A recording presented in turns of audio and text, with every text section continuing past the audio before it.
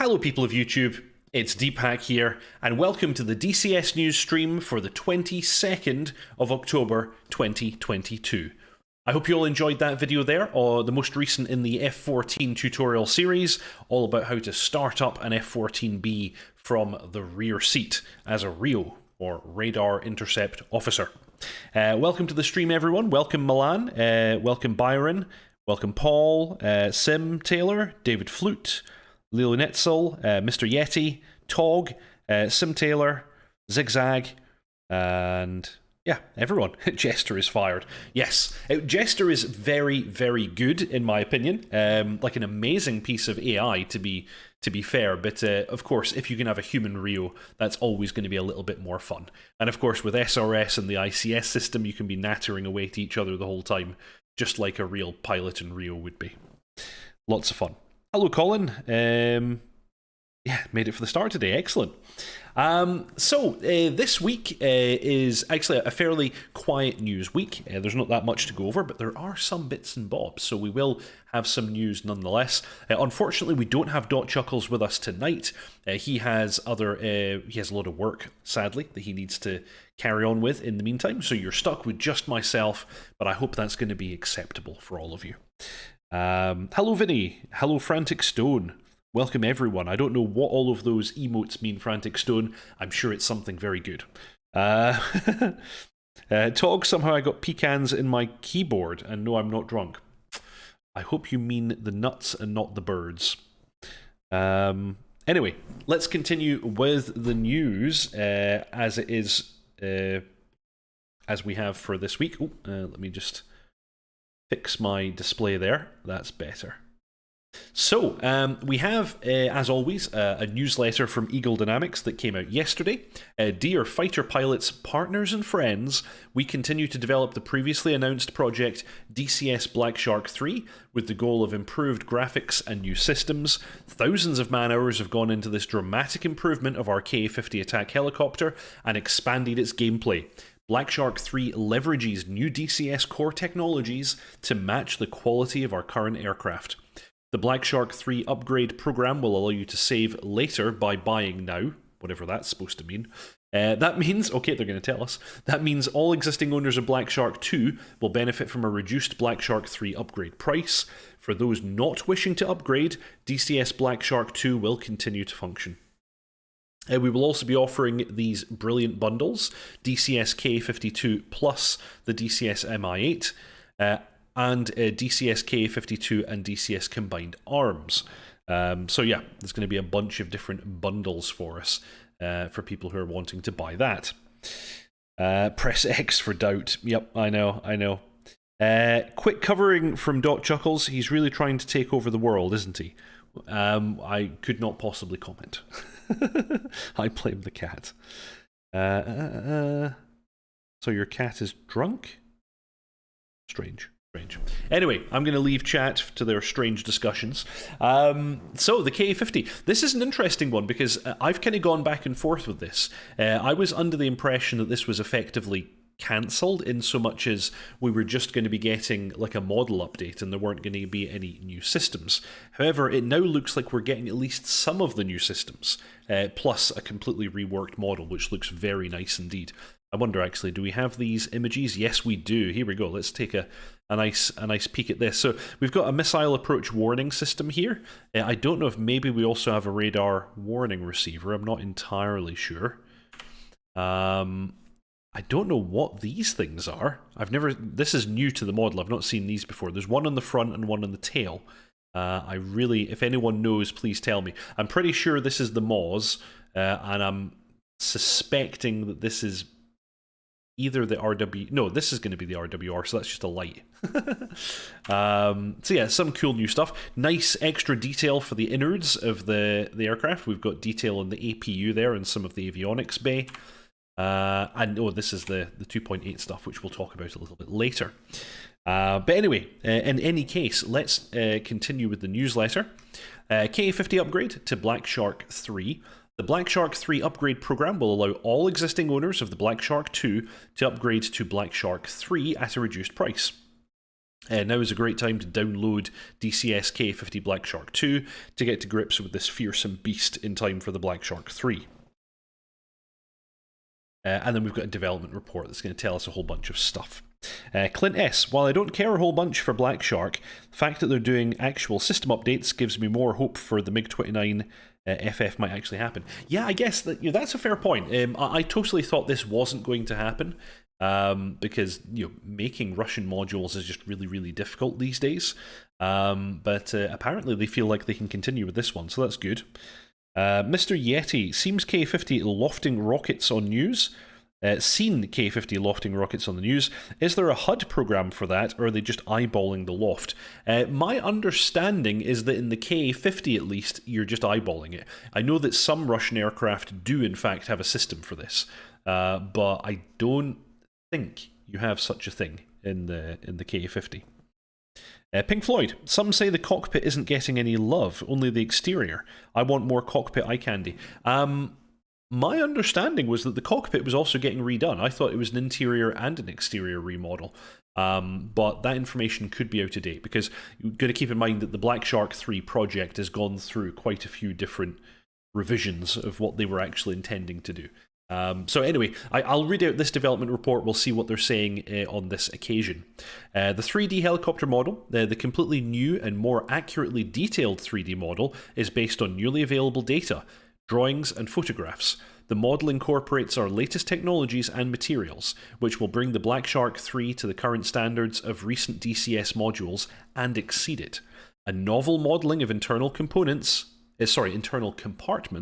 engines, transmission and control elements is a first for a DCS module.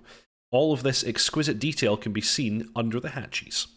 Actually, modelling this aircraft at all is quite a feat, in my opinion, because I think I'm right in saying that the Russian military only actually has 3 of these helicopters. I think there are only 3 K-50s that are actually in use. Correct me if I'm wrong, chat, but I remember reading somewhere that they got 3 and they were mostly assembled from random parts that had been used during the prototype phase. So, it's really, the K-52 is really the production helicopter. The K-50 has never really been a serial production machine. Sim Taylor, I'm wondering if this is an upgraded model of the Hilo, or an upgrade to the Sim with the same model Hilo with upgrades for the Sim. It's both, Sim Taylor. So this is, we say, an upgraded version of the helicopter. Like I was just saying, there's never really been a serial version of this helicopter. So there are only a handful of them in existence, and my understanding is that they're not all necessarily quite the same standard. So this is a more advanced standard of the helicopter. F5 cockpit. Yeah, Mr. Yeti, sorry. F5 cockpit could do with a bit of love. Last time I flew it, I thought it looked fine, but perhaps you're right. I need to look at it again.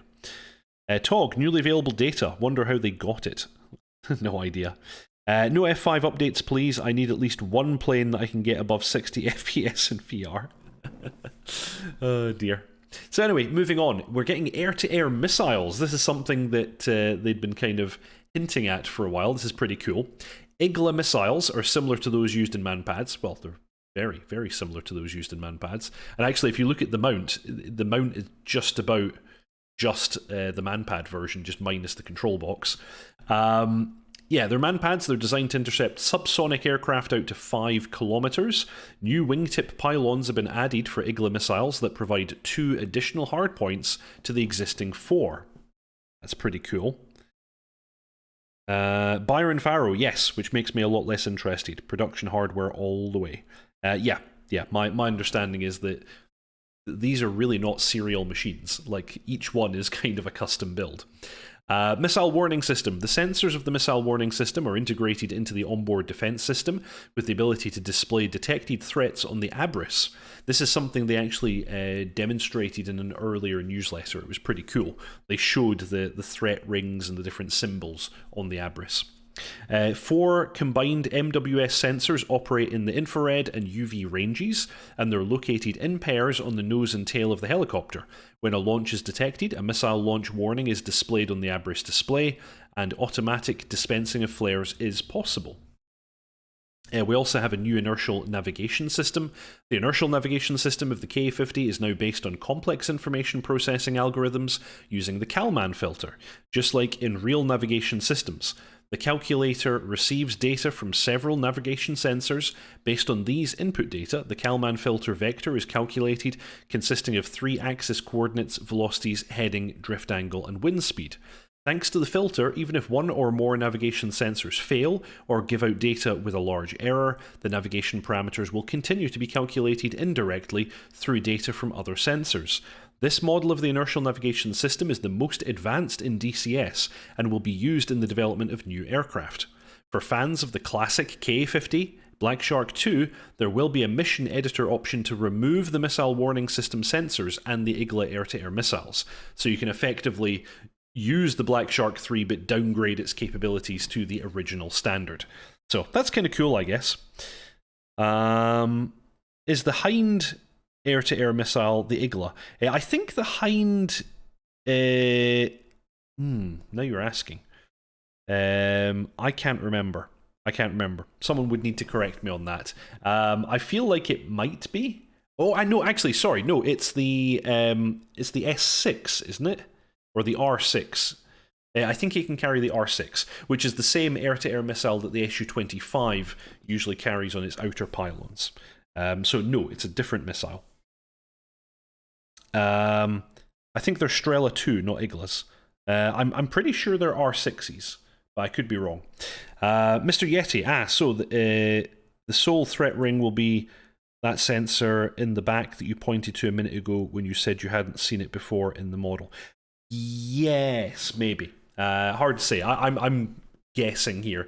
I don't know that much about the sensors on the K50. I don't think very many people do, considering that these things barely exist in the real world. Cool. Alrighty. And then they talk about the bundles. They're going to be doing some bundles. I'll kind of whiz through this because this is not super exciting, but purchasing both products together will grant you a massive discount of up to 50%. So basically, I guess they're suspecting that people will not be that excited about buying Black Shark 3. I think that's unfortunate because I really like the K50, and I think this Black Shark 3 upgrade is cool. It might be lacking a little bit in content because we're really just getting an updated model in 2 new systems, but hey, it's still kind of cool. So I guess they're trying to tempt us. They're trying to sweeten the deal by offering it as a bundle with the option of having it either with the Mi-8 or with combined arms. So that's kind of cool.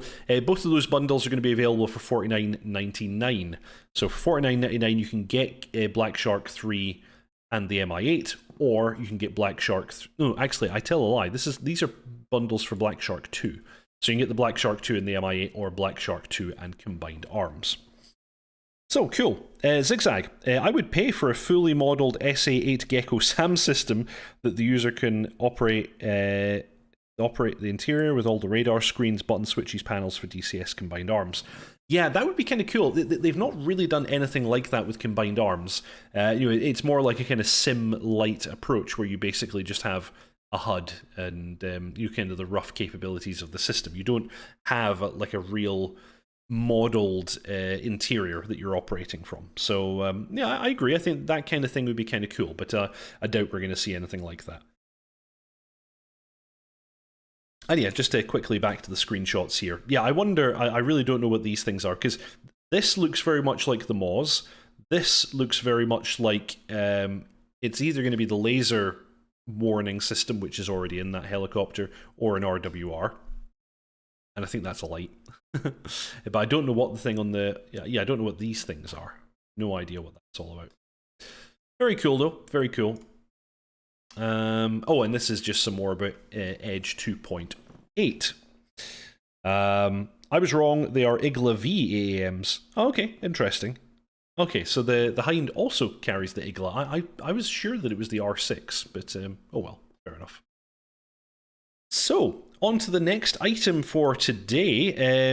Our man Growling Sidewinder released this video. He has a pre-release version of DCS World 2.8, and he was showing it off.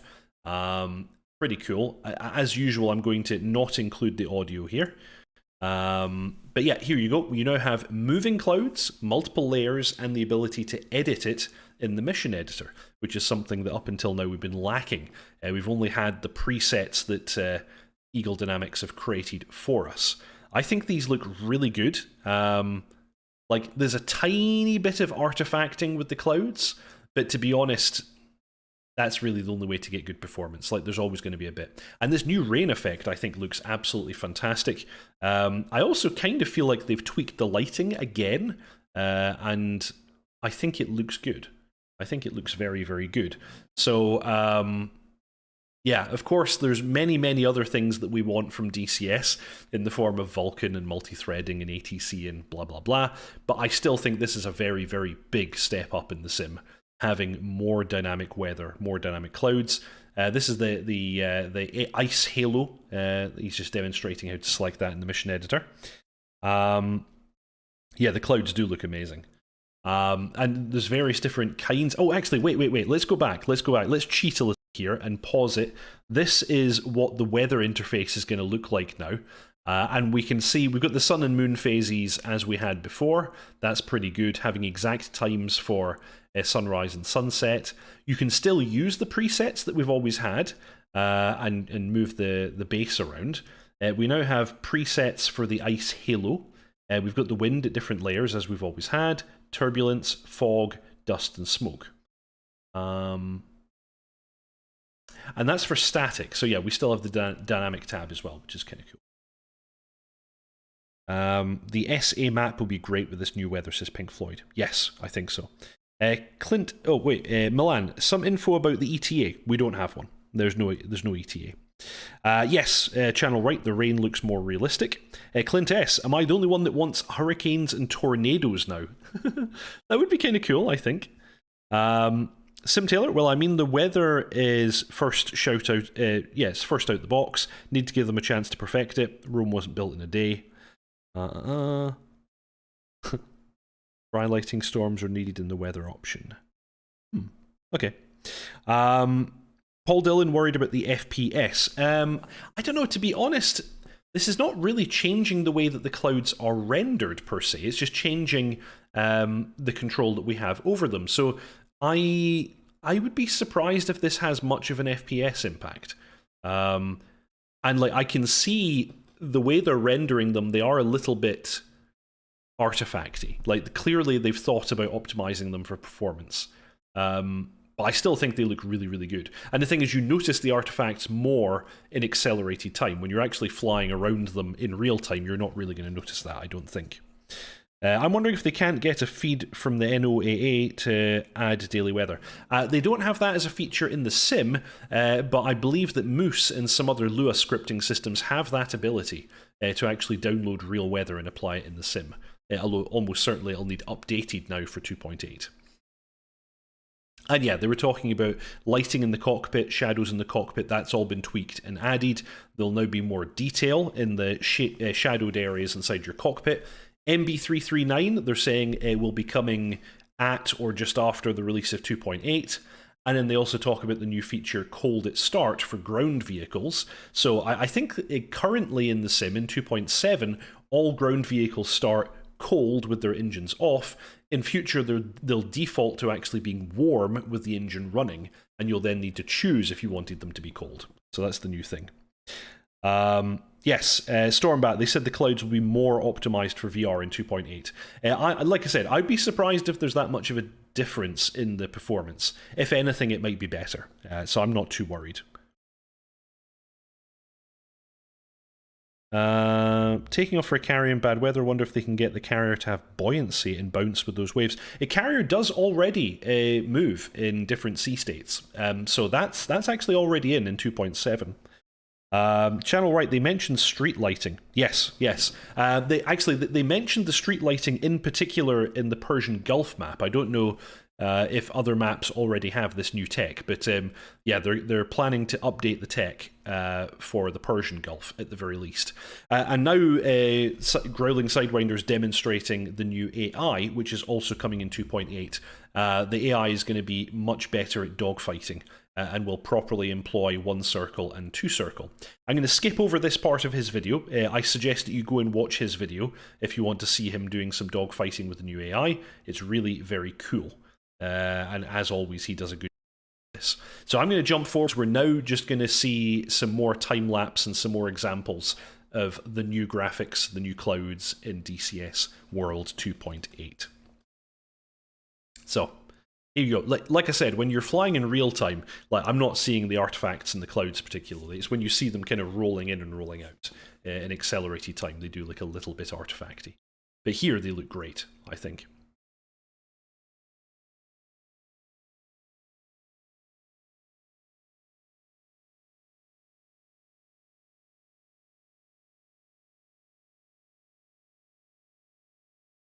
So what do we got here?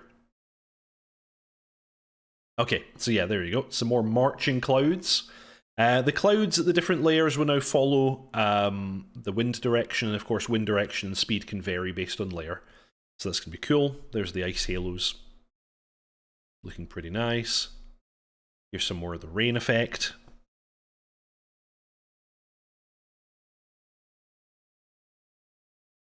Rolling over some mountains.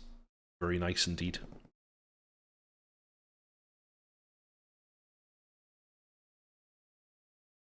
There's a rainbow. That's a new thing coming to the sim. Very cool. Yeah, I like the way the clouds are casting shadows on the water on that one.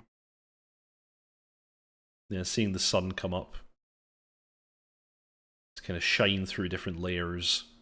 Yeah, this is just, it's a much more dynamic lighting and weather environment. It's looking really good.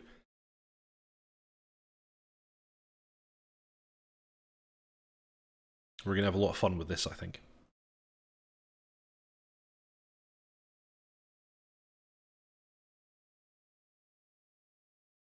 Here's some snow, which is nice. The current system has snow as well. Some distant, large formations of cloud. And a rainbow. This one I like. This, when I first watched it, there's a lot of waves and things moving around near the coast, and the way that the waves interact with coral. I'm guessing this was already in the sim, but I'd never noticed it before, and I think it looks really good in this shot. The water interacting with the kind of underwater terrain is kind of cool. Or of the clouds and the sun rising and falling. So yeah, I think we can all agree this is looking quite good. I'm looking forward to getting my hands on this. And of course, once this is in the sim, I will make a video on it. I'll muck around and have a look at what the performance is like in VR, and I'll record something demonstrating it all. Clint S, does the AI still ignore clouds? My understanding is no. My understanding is that they are now affected by the clouds. Sim Taylor, I take it fronts and etc. have yet to be modelled. Don't know. I suspect, yeah, they're probably not in yet. Vinny, off topic, but does anyone know anything about the additional Mirage F1 variants? That was spoken about at launch. They have at least 2 more variants of the F1 coming. And one of them at least is a more modern version with a glass cockpit, which is probably going to be kind of cool.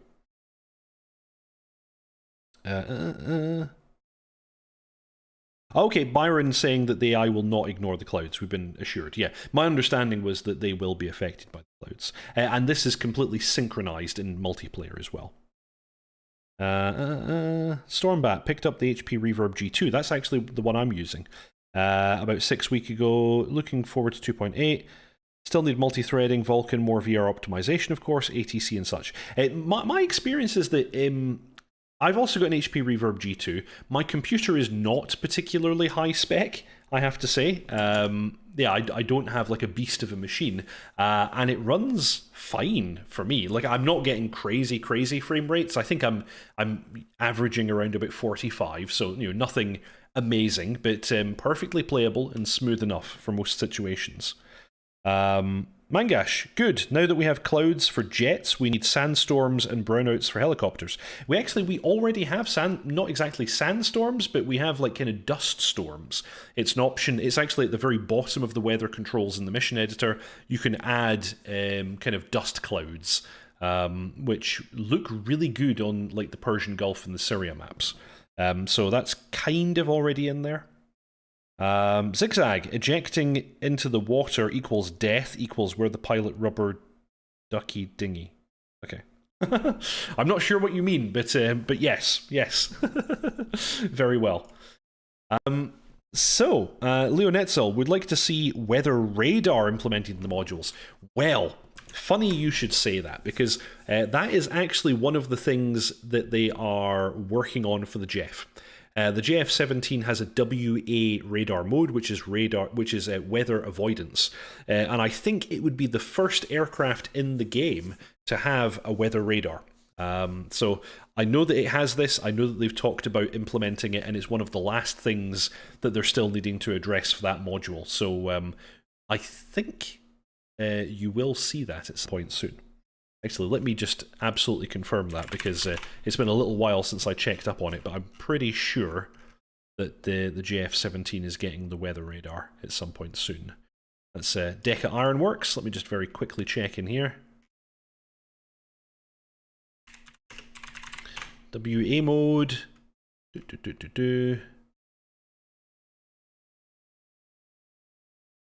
Okay. It doesn't really seem to be mentioned in the forums, but that was my understanding, is that they will be getting WA mode. But I can't actually see any mention of it in the forum right now. Channel right, I tried VR in my Quest and it's pretty overwhelming. I just need a slightly better machine to get it a bit sharper. Mike Delta, any news on world objects merging better with map objects? It's too easy to pick out targets in the current format. Yeah. I guess that's always going to be problematic, because the terrain tech and the object tech are always going to be slightly different. Like, I know, not mentioning any names, but I know that the games company that I work for has trouble with this kind of stuff as well, because usually the systems that you use and the kind of meshes that you use for terrain versus objects or entities, as people like to call them, is different, and it is very hard to make them look the same. Clint S. Q2 is good for first VR, but you're always going to have a tad of blurriness because of how they have to compress the image over USB-C. I started off with the Oculus Rift. I had the consumer version of the Oculus Rift, which I thought was pretty good, but admittedly it had a fairly blurry image. Coming from that to the HP Reverb 2, I find the image on the Reverb on the G2 is actually crystal clear, but maybe that's just because I'm accustomed to something less good. But yeah, the image on the G2 is very, very good in my opinion. Pink Floyd, do you think 2.8 will release at once with BS3 and MB339? Not so sure about the Black Shark 3, but they have hinted that the MB339 will be in 2.8, so quite possibly.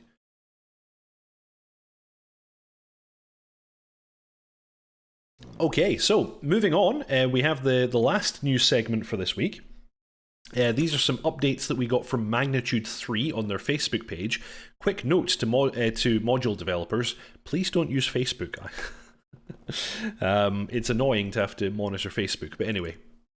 The first post they made, which was back on the 6th of October, electrical systems are nearly finished on our Essex class. More news to come, pending review. If anybody has information on World War II variant carriers deck lighting, please send us a message. And then they posted this image, which has a bunch of, well, as an example of the lighting that you see here on the Essex class. Yeah, interesting. Good old-fashioned World War II wooden-decked aircraft carrier. And if we scroll up a bit, oops, here we go. We've got another image from them 4 days ago, and this is the F4U. This is a kind of a full rendering of the aircraft, which is pretty cool looking. And then lastly, we have a close-up of the wing. And this is some very, very nice texturing and mesh detail here on this wing. And their comment, we're inching closer and closer every day. So yeah, Byron Fowler, yes for the MB339 according to the Growling Sidewinder preview. Clint S, G2 uses DisplayPort, Q2 uses USB-C. Yeah, that's correct. Mine has a USB-C and DisplayPort. That's what it uses. Channel Right, while awaiting the new 2.8 patch, I've been testing the Swedish military mod pack. It's pretty good, especially the SAMs. Cool. Fart book. I thought only people over the age of 80 used Facebook. I have no idea. I stopped using it myself. I just found the news feed a little bit too depressing. It's too much of a display of our stupidity and hubris, sadly. Stormbat, by the way, just stumbled on your channel looking at DCS videos, subscribed. I love flight sims and DCS World especially. Cheers, mate. Well, thank you very much. Always glad to have a new person aboard. Getting the Corsair and the LA7 day one. So you're a World War II fan. I'm not so much myself. I'm not really that into the World War II stuff, but I'm it's nice that they're branching out and providing the content that people like. Clearly, the World War II stuff is very popular, but I like to have lots of switches and buttons to push and displays, and I like cool tech. But hey, I also like jet engines, to be fair. Pink Floyd, they are due in 2029. I don't think it's that far away. Anyway, fair enough. So, yeah, that's pretty much all the news we have for this week. It's been a fairly quiet news week. I guess the big exciting thing for us coming soon is going to be DCS World 2.8. They did hint in the previous newsletter that there might be some more things to announce for 2.8. So who knows, maybe we're getting even more exciting stuff, I don't know. But to be fair, dynamic moving clouds and the MB339 would be plenty, I think. That would be, both of those things would be really, really cool. And I'm very much looking forward to both. Sim Taylor, forgot to say, went all the way through your training videos on the FA-18 last night. Well done. Thank you very much. There are still more to be posted. I'm waiting on a number of bugs being squashed in the Hornet before I can do the videos on the Slam ER, and the Harpoon. I also have some more videos that I want to do on the helmet-mounted queuing system, or the joint helmet-mounted queuing system. Zigzag, are there any modelled AI Kamikaze Zeros or Betty Bombers? No, this is something that people have been asking for, and obviously if we want to model the Pacific Theatre, we kind of have to have the Zero. It's not really World War II in the Pacific Theatre without a Zero now, is it? Good morning, Marques. Channel Right, going forward with modern jets, do you think more modern systems will be rolled out, moving into the late 90s and the 2000s? Well, we already have something from the 2000s in the form of the JF-17. I think it first flew in about 2006 or 2007. So, yeah, in the form of the JF-17, we already have something very, very modern. The version of the Harrier that Razbam have simulated is a late 2010s, I think. So the Harrier we have is actually a very, very modern variant as well. The Hornet less so, the F-16, well, less so. They're kind of, I think they're both like early 2000s or mid 2000s. So we have quite a few quite modern aircraft. The most modern being the JF-17. More Tomcat, please, says Clint S. Well, yes, I'm doing the Tomcat series now, so you're going to see a bunch of that. The next one will be cat launch and some navigational flying. It's going to take a bit of practice before I demonstrate how to do a trap on the F-14. I'm not that good at landing the F-14, so yes, I think a period of intense study will have to be completed before I demonstrate that, because I don't want to be rubbish at it and then I try and teach you guys how to do it. Are we in the golden age of flight simulation, asks SimDeck. Yeah, pretty much as Pink Floyd says. Yes, I think we probably are. We have never had flight simulations with this level of immersion, through nice graphics and VR, and with this level of complexity and detail. So yeah, we've never had it this good, people. It's pretty damn good. Stormbat, I also have the F-18, F-86, Huey, the Mirage, Black Shark 2, waiting for Black Shark 3, and a few other World War II aircraft, but I love doing carrier ops and the supercarrier. So I like my modern stuff as well. Yeah, it's pretty cool. Sim Taylor would like to see a Super Hornet, but would also like to see British variants of the Harrier. Those are going to be difficult because MOD is not releasing information to Razbam on the British aircraft, so we might have some troubles there. Okay, Clint S, just remember the meatball is for the Hornet. It's not calibrated for the Tomcat. It needs to be finger higher than you'd expect. Cool. Yep, it's never been a better time to be a flight simmer. Very much so. So, I'm going to take this opportunity, as I always do, to pimp the VAF. The VAF, the Virtual Air Force, is an online squadron that was started by myself and dotChuckles a number of years ago. It's an opt-in milsim style approach to flight simming. You've got the option of just joining us as a freelancer, in which case you can fly whatever you want, whenever you want. Or, if you'd like something a bit more structured, with some more training, you have the option of joining one of our internal numbered squadrons. We currently have squadrons for the A-10, the Harrier, the F-14, the F-16, the F-18, and the Apache. And we're always looking for more pilots. We're also looking for radio operators, people to do GCI, mission commanders, all kinds of stuff. Excuse me. It's difficult doing all the talking myself. I'm used to having dotChuckles to help me. So yes, the VAF. Please join the VAF. You'll see in the show notes below a link to our Discord. You're very welcome to join whether you fly with us or not. We do a weekly training session every Tuesday at 8 PM UK time, and we also run a mission every Thursday, also at 8 PM UK time. Everybody is welcome. Pimp that VAF, pimp that VAF. Sim Taylor, if I wasn't in a unit and in the US, I'd be there in a heartbeat. Yes, we're not really catering to US people right now very well because, of course, we are in European time zones, but we are working on a US branch, US detachment, whatever you'd want to call it, of VAF. So we will be catering to people in North America at some point in the near future. So stay tuned. Excellent. So, really, I think all that leaves for me to say is to point out the Deepak's ground crew. It's possible to support the channel by joining with a YouTube membership below by pressing the join button. It's a very small fee on a monthly basis, and it just helps to support me to make these streams and these videos. Absolutely optional. Only do it if you really, really want to. I'm perfectly happy if people subscribe, like, and comment. That's also absolutely fantastic. But a quick shout out to those who already have. Deepak's ground crew currently comprises of Channel Right, Frantic Stone, Storm Kimbari, Byron Farrow, Leo Netzel, Harish Rajan, Pink Floyd, Mangash, and JR Walker. Thank you very much to all of you. It's really, really nice to have your support. Also, the channel as a whole is approaching 6,000 subscribers now, so thank you so much to everybody for your support. It's been absolutely fantastic. The channel is growing all the time, and it's so good to see that support from all of you. You're all amazing and fantastic. Thank you.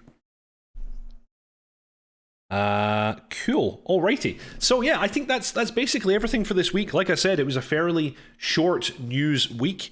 I hope you all enjoyed this latest DCS news stream. There'll be another one next week, Saturday at the usual time. It's always there's a premiere at 6:30 UK time, and it's followed by the DCS news, which just happens to be this thing what you are watching now.